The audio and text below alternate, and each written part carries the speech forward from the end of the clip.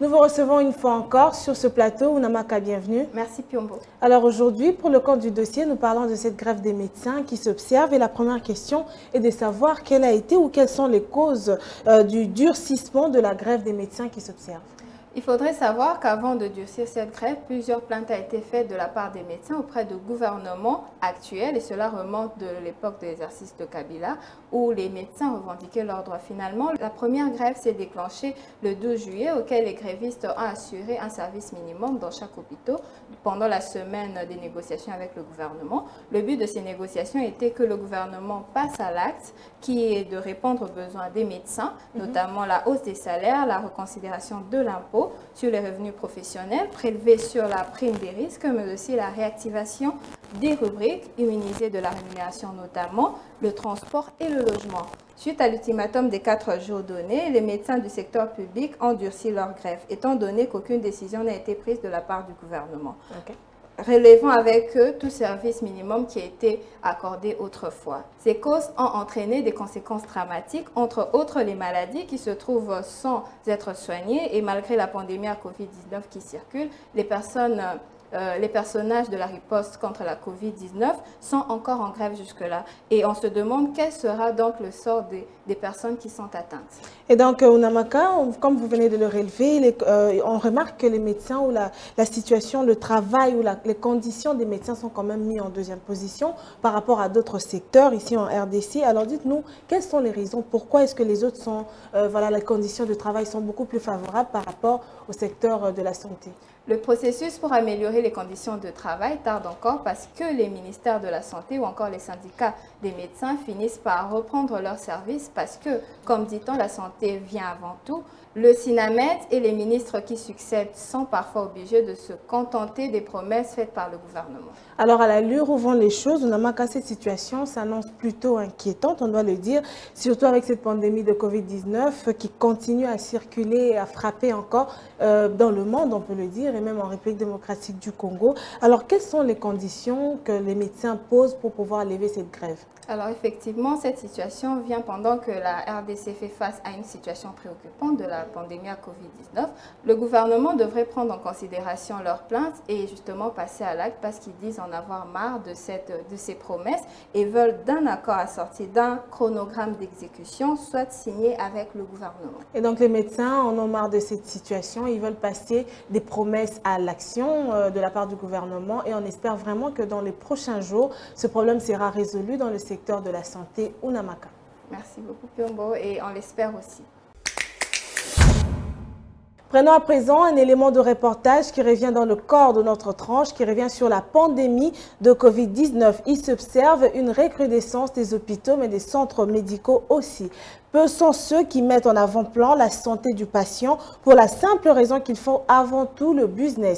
Et donc, parmi les rares qui respectent le serment d'Hippocrate en mettant ou en privilégiant en avant tout la santé du patient, Avila Medical Center nous a ouvert ses portes ce mercredi 21 juillet 2021. Suivez. Dans ce quartier populaire du district de la Funa, sur l'avenue Université, se trouve le centre de santé Avila Medical Center.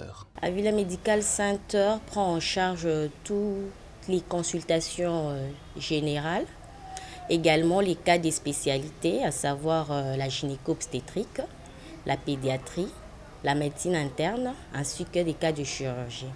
Et au sein d'Avila Medical Center, nous avons aussi les examens d'imagerie, de laboratoire, ainsi que le service d'ophtalmologie qui sont aujourd'hui 24 heures sur 24 au sein de notre structure. Nous avons ce souci de fournir les prestations, bien les soins de santé primaires de qualité à notre population.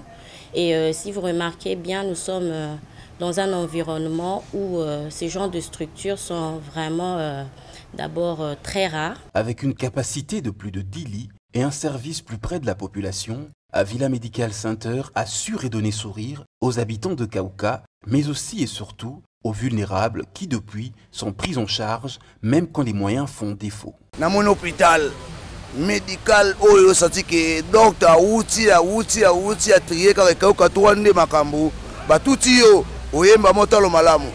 Awa makambo eza awa hôpital yango yo tongo sa. Le lucre c'est pas ça le plus important. Chez Avila Medical Center, l'urgence, la santé, c'est ça la priorité. Les traitements offerts aux patients reprennent quasiment toutes les maladies, sans compter leurs spécificités. Les cas qui nous arrivent les plus souvent, c'est vraiment nos maladies endémiques tropicales, à savoir le cas de paludisme, fièvre typhoïde, les ascaridioses. Nous avons aussi des cas de chirurgie, nous avons beaucoup de cas d'appendicite, les hernies.